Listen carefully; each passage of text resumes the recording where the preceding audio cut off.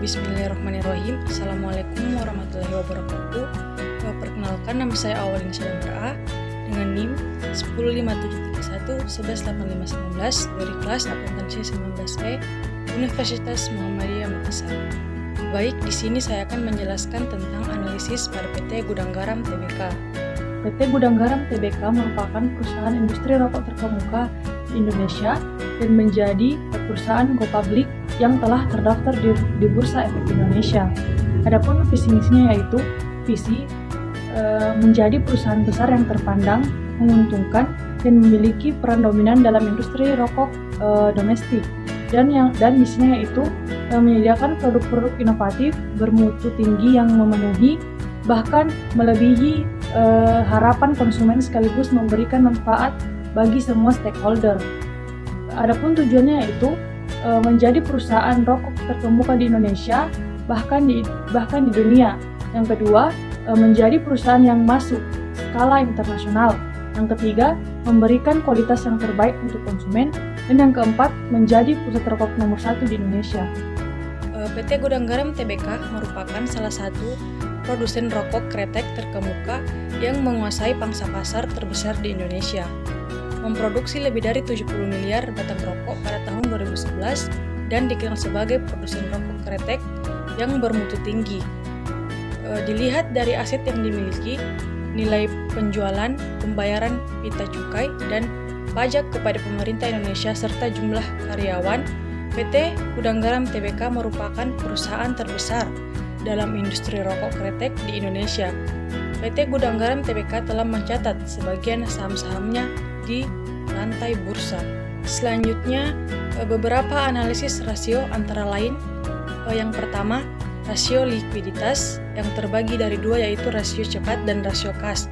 Dan yang kedua, rasio solvabilitas yang terdiri dari debt to equity ratio dan debt ratio. Yang ketiga, rasio aktivitas yang terdiri dari rasio perputaran total aset dan rasio perputaran aset lancar. Dan yang keempat, rasio profitabilitas yang terbagi dari margin laba kotor atau gross profit margin dan margin laba bersih atau net profit margin. Yang pertama, rasio likuiditas. Rasio likuiditas merupakan perbandingan aktiva lancar dengan kewajiban lancar. Rasio ini dapat menjadi alat atau informasi yang dapat membantu perusahaan untuk meningkatkan manajemennya. Rasio likuiditas merupakan indikator performa perusahaan dan situasi keuangannya. Yang pertama, rasio cepat. Rasio cepat disebut juga quick ratio. Rasio ini digunakan untuk melihat likuiditas perusahaan secara cepat dengan membandingkan kewajiban utang jangka pendeknya dengan aktiva lancar. Adapun rumus dari rasio cepat yaitu aktiva lancar dikurang persediaan dibagi liabilitas lancar. Maka quick ratio PT Gudang Garam Tbk tahun 2020 yaitu persediaan Rp39.894.523 kita bagi dengan liabilitas lancar yaitu Rp17.009.992 dan hasilnya itu 2,34 dan hasil dari 2,34 ini kita kurangkan dengan aktiva lancar senilai Rp49.537.929 dan menghasilkan 49,5.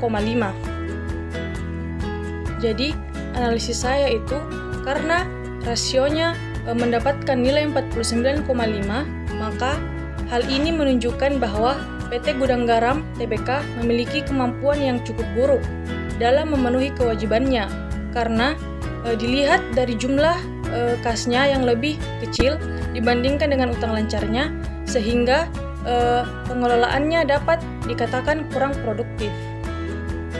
Baik, yang kedua rasio kas. Rasio ini membandingkan cash flow dengan tagihan yang harus dibayar. Rasio kas sangat penting untuk mendeteksi tanda merah atau bahaya yang mengancam perusahaan. Perputaran kas yang rendah merupakan penyebab utama kegagalan bisnis kecil. Rasio kas dengan jumlah kurang dari 1 menunjukkan bahwa perusahaan tidak mampu membayar kewajibannya. Adapun rumus dari rasio kas yaitu kas tambah surat berharga dibagi utang lancar. Maka rasio kas PT Gudang Garam Tbk tahun 2020 yaitu kas senilai Rp4.774.272 dikurangkan ditambah surat berharga. Surat berharga di sini 0 karena tidak memiliki surat berharga pada PT Gudang Garam, dan kita bagikan dengan utang lancar senilai Rp49.537.929. Jadi di sini kita nilaikan dengan kas dibagi utang lancar yaitu Rp4.774.272. Kita bagikan dengan Rp49.537.929 yaitu hasilnya 0,096. Ke analisis saya yaitu karena PT Gudang Garam tidak memiliki surat berharga, maka perhitungan di atas tidak saya perhitungkan, dan dapat kita lihat dari hasil perhitungan rasionya menunjukkan hasil yang cukup buruk, dan nilai tersebut menunjukkan bahwa PT Gudang Garam Tbk memiliki kemampuan yang cukup buruk dalam memenuhi kewajibannya, di mana produktivitas kasnya lebih rendah dari kewajibannya. Yang kedua, rasio solvabilitas. Rasio solvabilitas adalah rasio yang digunakan untuk menghitung kemampuan perusahaan dalam melunasi kewajibannya. Kewajiban yang dimaksudkan adalah termasuk yang jangka panjang maupun jangka pendek, berdasarkan jaminan aktiva, aset, atau kekayaan perusahaan tersebut hingga tutup atau likuidasi. Yang pertama yaitu debt to equity ratio atau rasio utang terhadap ekuitas. Rasio ini merupakan pemaparan porsi yang relatif antara ekuitas dan utang yang dipakai untuk membiayai aset perusahaan. Debt to equity ratio atau biasanya disingkat DER ini akan membandingkan total liabilitas dan equity. Adapun rumus dari debt equity ratio atau DER yaitu total utang dibagi ekuitas atau modal dan dikalikan dengan 100%. Maka debt to equity ratio PT Gudang Garam Tbk yaitu total utang senilai Rp19.668.941 kita bagikan dengan ekuitas senilai Rp55.468 kita kalikan 100% dan menghasilkan 0,33. Analisis saya yaitu karena hasil rasio PT Gudang Garam Tbk menunjukkan angka yang cukup kecil yaitu di bawah angka 1, maka kondisi perusahaan dalam memenuhi kewajibannya dalam kondisi yang cukup baik, di mana rendahnya rasio ini menunjukkan bahwa nilai utangnya lebih kecil dari ekuitas. Selanjutnya yang kedua, debt ratio atau rasio utang. Rasio utang ini akan menilai seberapa besar perusahaan memiliki patokan pada utang untuk membiayai asetnya dengan perbandingan total hutang atau liabilitas dengan total aset yang dimiliki perusahaan. Baik, adapun rumus perhitungan dari rasio utang yaitu total utang kita bagi total aset dan dikalikan dengan 100%. Maka debt rasio PT Gudang Garam Tbk yaitu total utang senilai Rp19.668.941 kita bagikan dengan total aset senilai Rp78.191.409 dan dikalikan 100% dan menghasilkan nilai 0,25.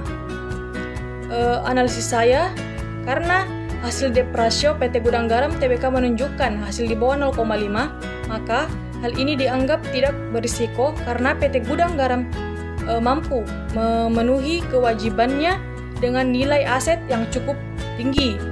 Hal tersebut mewujudkan bahwa perusahaan tidak ketergantungan dengan kewajibannya dan mampu memenuhi kewajibannya. Yang ketiga, rasio aktivitas. Rasio aktivitas digunakan untuk mengetahui efisiensi organisasi dalam memanfaatkan asetnya untuk menghasilkan kas dan pendapatan. Yang pertama yaitu rasio perputaran total aset atau total asset turnover. Rasio ini mengukur aktivitas aset dan kemampuan perusahaan menghasilkan penjualan melalui asetnya. Adapun rumus dari total asset turnover atau rasio perputaran total aset yaitu penjualan bersih kita tambahkan dengan total aset rata-rata. Maka rasio perputaran total aset PT Gudang Garam Tbk yaitu penjualan bersih senilai Rp114.477.311 kita tambahkan dengan total aset rata-rata yaitu senilai Rp78.191.409 dan menghasilkan nilai 192,668. Maka analisis saya, karena nilai rasionya cukup tinggi, maka kita dapat analisis bahwa perputaran aset PT Gudang Garam Tbk sangat baik dalam menggunakan asetnya untuk menghasilkan penjualan yang terus naik di setiap perputarannya. Yang kedua yaitu rasio perputaran aset lancar atau current asset turnover. Mirip dengan rasio perputaran persediaan, perbedaannya adalah rasio perputaran aset lancar mengukur kemampuan perusahaan menghasilkan penjualan dari aset lancarnya, seperti kas, inventaris, piutang, dan lain-lain. Adapun rumus dari rasio perputaran aset lancar yaitu penjualan bersih kita bagikan dengan aset lancar rata-rata. Maka rasio perputaran aset lancar PT Gudang Garam Tbk itu penjualan bersih senilai Rp114.477.311 kita bagikan dengan aset lancar rata-rata senilai Rp78.191.409 dan menghasilkan Rp1.467.000.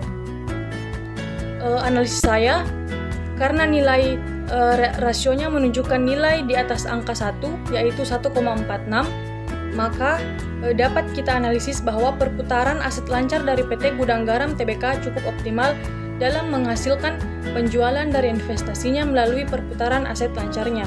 Adapun yang terakhir yaitu rasio profitabilitas. Rasio profitabilitas atau profitability ratio adalah rasio atau perbandingan dengan mengetahui kemampuan perusahaan untuk mendapatkan laba dari pendapatan terkait penjualan aset dan ekuitas berdasarkan dasar pengukuran tertentu. Yang pertama, margin laba kotor atau gross profit margin. Margin laba kotor merupakan rasio profitabilitas untuk menilai persentase laba kotor terhadap pendapatan yang dihasilkan penjualan. Adapun rumus dari margin laba kotor yaitu laba kotor kita bagi penjualan bersih dikalikan 100%. Maka margin laba kotor PT Gudang Garam Tbk yaitu laba kotor senilai Rp17.388.244 kita bagikan dengan penjualan bersih senilai Rp114.477.311 dan dikalikan 100%. Maka nilai yang didapat yaitu 15,2%.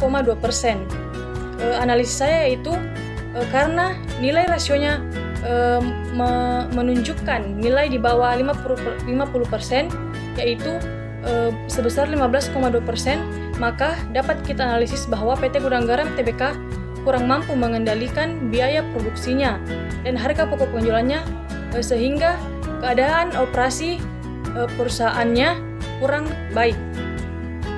Yang kedua yaitu margin laba bersih atau net profit margin.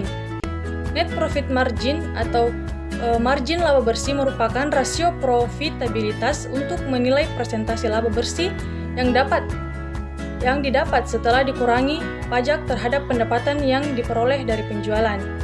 Adapun rumus dari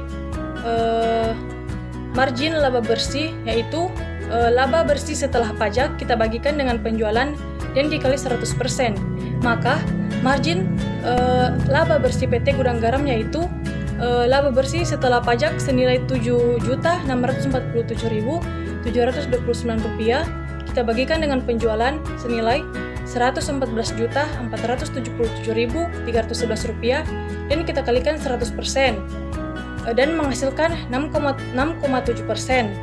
Maka analisis saya yaitu karena nilai rasionya menunjukkan nilai di atas 5%, yaitu 6,7%, maka dapat kita analisis bahwa PT Gudang Garam Tbk dinilai efisien untuk menentukan harga penjualan produknya.